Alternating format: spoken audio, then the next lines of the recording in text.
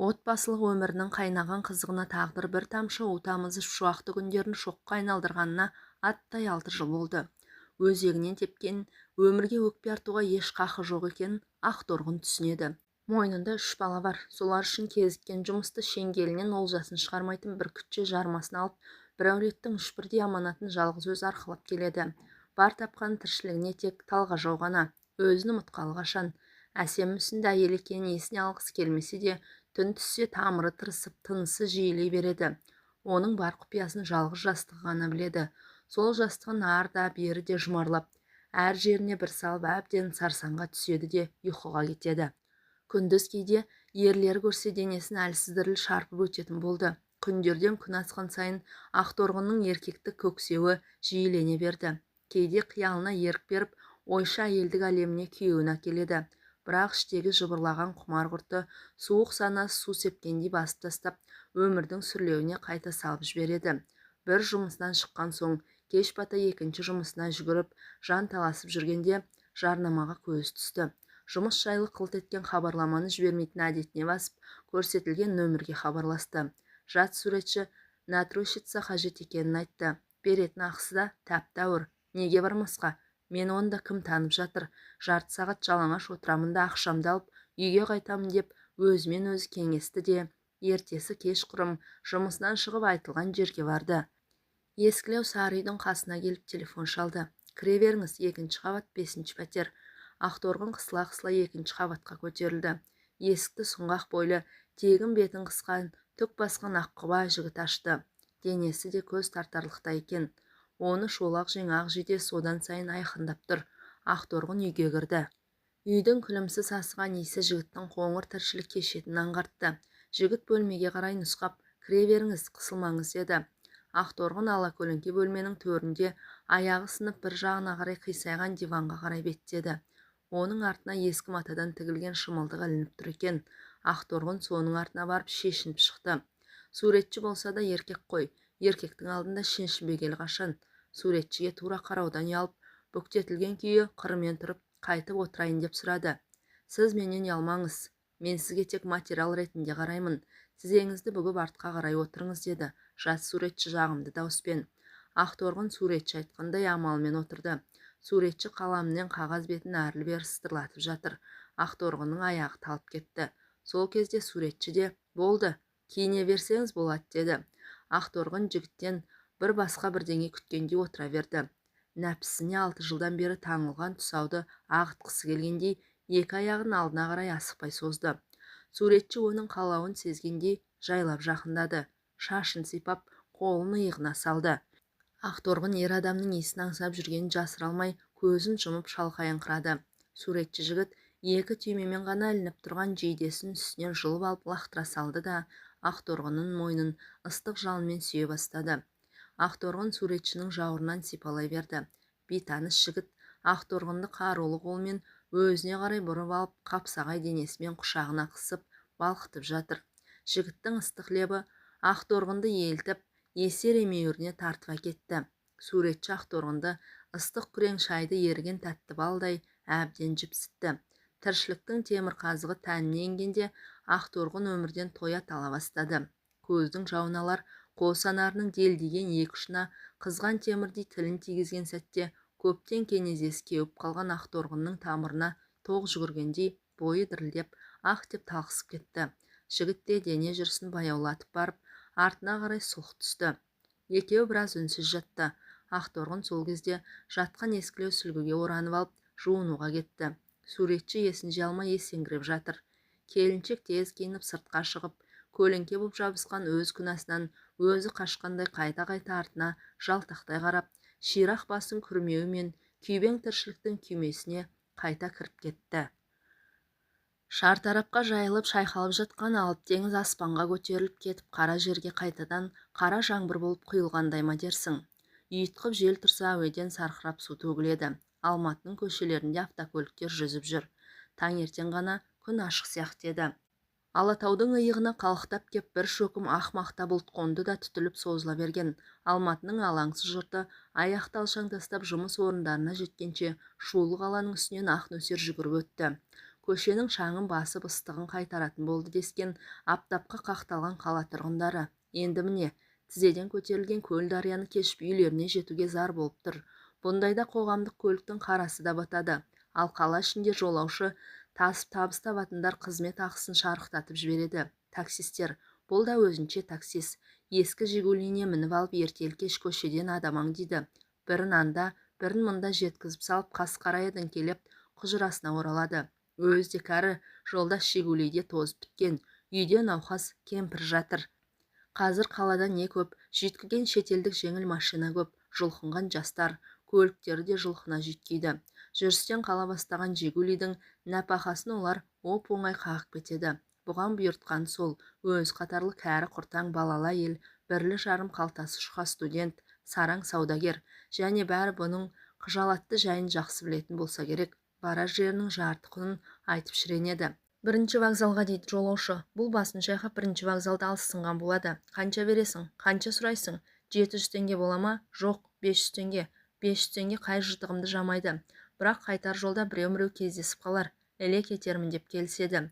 Бірінші теміржол вокзалынан түскен соң жолаушы бүтін 10 мың теңге ұсынады. 10 мың теңгені ұсақтап, қайырымын қайтара алмайтын шығармын. Менде ұсақ болмай тұр. Апырая, әмияныңның түбінен қарап көрші айналайын. Майда шүйде шығатын шығар. Шығады екен шал. Мә, 400 теңге. Басқа жоқ. Қарт таксист түнеріп келген жолмен кер салады.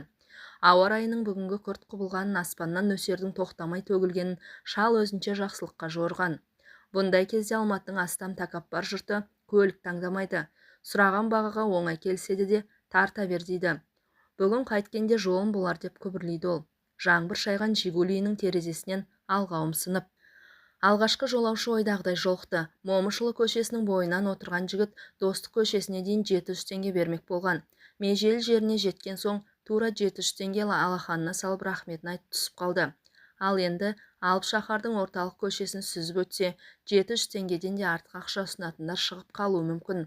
Әлде Достықты бойлап төмен құлдилап, сосын қайыра өрлеген жөн бе екен. Кәрі Жигулидің иесі осы бақытты құп көрген. Түнере түйілген қара сұр бұлттың бауырына сарылдап су төгіледі. Жаңбыр деген жауатын еді. Мынау әуеден ағып құйылып жатыр. Шамасы аспанның қайсы бір тұсы ашылып, жыртылып кетсе керек деп ойлады ол. Асықпай Жигулимен құлдилап келеді. Қазір аналардың бірі бірнешеу келіп есігіне жабысар анық. Ататай жеткізіп тасташ сұрағанын берейін дейді олар. Әрине бұл жеткізіп тастайды. Ақшаның соңына түсіп құныққанда неңесі жоқ. Тек әйтеуір қара-құра бірдеңе тауып қайтса болғаны. Өлместің күні. Жараған аттай жас кез емес. Бүгінгі тірлігінің әрі бергісін түгендей түсіп, түбін ойласа осы бір кәсібі дұрыста болған сияқты. Әйтпесе таң атып, кешіп атып болмайтын кәріліктің жыбырлаған күндерін қайтып өткізер еді. Әне дегенде ақ болды. Қолдарын көтеріп жан ұшырып келеді. Тоқтайтын үстем ақ көлденең пайда. Тілеп не қылам? Күндегі бағаммен ақ қажет жерлеріне апарып қоямын. Ал енді ат басын іркейін. Сырғалы досы көне Жигулидің тежегішіне табанын тіреген, тоқтамады. Тежегішті қанша басса да тоқтай алмады. Шал сонда бірақ білген, барады екен. Жигулидің бөксесі бұрылып аунап кете жаздады. Әйтсе де Құдай сақтады. Қатты толқынға ұрынбай, Жигули бір алып еменнің түбіне кеп тұмсық тіреді. Көше жайылған сел көтеріліп кетпесе, мына еменнің діңі пана болар анық. Қария Алматыдан тасқынның қатты болатынын бұрыннан біледі. Егер анау таудан құлап ағатын өзендер өкіріп бас көтерсе бар ғой, бұны Жигулимен аунатып әкетуі әбден мүмкін.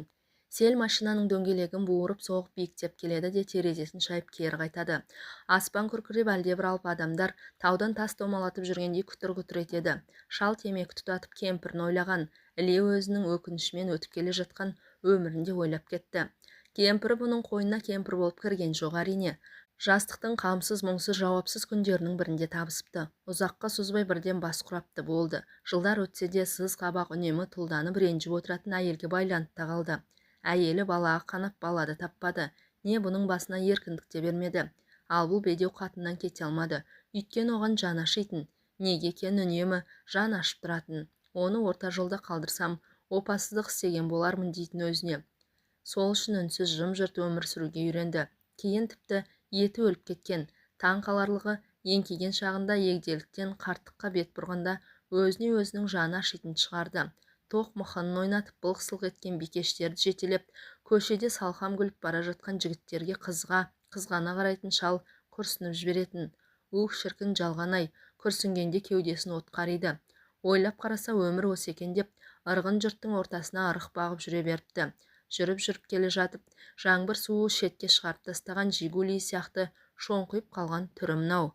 Шал құнарсыз ойларға тізгін беріп есіне түскен ескі күндерден есеп алып отырғанда ымырт үйіріліп қас қарайған, сабалақ ауыр бұлттарды айдап, ызғырық жел соғып, жаңбырға малшынған қаланы бір сытырып тастады. Аялдамада адам жоқ, көше жүргіншілерден арылып қалыпты. Мықшыңдап итеріп жандалбасамен Жигулиін жолға шығарған, қасынан жарығы көз қарықтырған машиналар дабыл қағып өте шықты.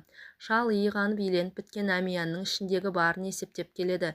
Кешегіден 1300 теңге қалған, әлгіндегі 700 теңге, сонымен 2000 теңге, үстіне 500 теңге қосса жетеді, соған қанағат. Тепкілеп мінуге үйренген кәрі сүйек көк Жигули күрк-күрк жөтеліп жолға түскен. Шал үйдегі дертті кемпірін ойлады. Бейшара, орнынан тұрып бір қасық қара суын іше алады ма жоқ па? Күйі кеткен ескі құжырасын ойлап және қамықты. Іргесінен су жүгіріп кетпеді ме екен? Көңілі түсіп қашқан аспандай құлазып, уайым жетектеген қария үйіне асыққан. Кенет алдағы аялдамада бүрісіп, дір-дір еткен қызыл көйлекті қызды көріп қалды. Шалдың көзіндегі оты әлі сөне қоймаған еді. Жолаушы тасуды кәсіп еткен тірлігінде ол жанарының осы жылдына шүкіршілік ететін. Қызыл көйлекті қыз қол көтеріп еді, қасына барып бір машина іркілді. Әкетті-ау деген. Жоқ, машина сырғып кете барды. Қыз қалды. Лып етіп оң жақтан Volkswagen шыға келді. Осымен кеткен шығар деді. Қызыл өшіп бітпеген бағдаршамға қарап қойған шал. Бағасына келісе алмады ма? Ол да қызды қалдырып кетті. Жүрек антек жиі қағып қызыл көйлекті қыздың қасына тақығанда Жигулидің тежегішіне аяқ тіреген. Жаңбырға міленіп, әбден тоңдау байқұс. Саина домостроительная деді қыз, аузы икемге әрең келіп. Отыра ғой. Жолда қыз машинаның пешін қосыңызшы деп сұраған. Бұл пештің қызуын жоғары кернеуіне жеткізе көтерді. Иегіне тимей дірілдеген бойжеткен біраздан соң шашын сілкіп бойын тіктеп отырды. Шал Желтоқсан көшесімен қуалап келді де Төле биге түсіп қаланың ең шулы көшесі Сайынды бетке алды. Міне, Байтұрсынов көшесіне өтті. Қала жайнап жарқырап қалып, тіршілігіне қайта орала бастаған сияқты. Үлкен билбордтың бетіндегі жарнаманың жарығы шашырағанда үнемі күңгірттеніп тұратын Жигулидің ішін жарқыратып жіберді. Қыздың бойына жабысқан көйлегі кеуіп құрғап қалған ба, кепкен көйлектің омырау тұсы тебініп алыпты, дертіп тұр. Ал Төле бидің Роза Бакиевпен қиылысы бағана басына ілінген жарнамалардың базарыма дерсің, төңірек түгел жап-жарық. Жарқ-жұрқ етеді, жанға рахат сиқырлы сәулелер айнала қашып жымыңдап шақырады. Жаңа байқады, қыз артқы орындықтың тура ортасына жайғасыпты. Көйлегінің шолақ етегі түріле түскен. Шал салон ішіндегі айнадан көзін тайдырып әкетіп, өзін янаттай жөнелді. Кәр төбет түрілген етекті ғана көрмей, ашқарақ көзің ашылып қалған тақымының арасын кезіп кетті-ау. Қызыл көйлек болған соң, әйел баласы қызыл тіз киім киеді ғой. Сен соңында көріп үлгердің бе? Кәр азбан. Көз ойнап көңілі бұзылғаннан кейін шал байсал табуға тырысып, жастар осы сендер қызық сөйлейсіңдер деп әңгіме бастаған. Үзіп жұлып орыс шарылыстырып, былдырлап кетесіңдер. Жаңа Сайына дедің, дұрысы, Сайын көшесі ғой айналайын. Сайын деген ақын атаң болған. Айдар Ағайдар деген ақынның өлеңін білесің бе? Білмейсің әрине. Сөмкесінен тарағын алып таранып боянып ретке келіп, сәнденіп отырған қыз үндеген жоқ. Жигули желді есті. Кәрі кеудеге де кенеттен жел біткендей шал өзінің желпіне сөйлеп келе жатқанын білмеді.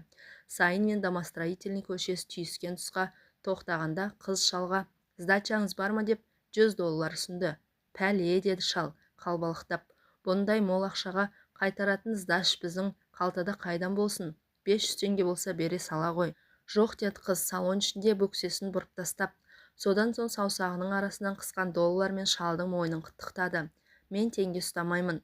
Енді қайттық. Болмаса түсе ғой, келген жеріңе келдің». Шалдың жаңа бір әзірде шайдай ашылған көңілін қайтадан тот басты. Ескі құжыра дастархан шетінде қынжиып қана отыратын ауру кемпір. Әмиянда 2000 теңге. Мына қыз 500 теңге бергенде ғой. Дәрісін ала барар еді. Таңертең бұл қалаға шығарда дәрім таусылды, дәрі ала кел деген еді кемпірі. Дәрісі дәрменханаларда 2500 теңге тұрады. «Мен теңге ұстамаймын», деді қыз сөзін сабақтап. «Мендегінің бәрі $. Қыздың $. Қыстырған саусақтары шалдың алқымына ойнады. Шал шалқалап көзін жұмған.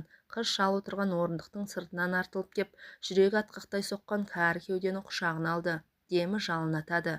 Үлбіреген сүйірік саусақтар алқымнан төтеп кетіп, кіндіктің басына қайтқанда Шал күндізгі нөсер жер әлемді алып төгілсе екен, жаңбыр үзілмей жауса екен деп тіледі ішінен. Содан әрі қарай тәні балқып, сүйегі жік-жігінен айырылып, рахат күйге бөлене берген. Сен қайырымды жансың, деді қыз сыбырлап. Егер бұл күнә болса, саған бұндай күнәға батуға болады. Дәрі алуға ақшасы жетпеген шал дәрменханаға соқпай үйіне қайтты.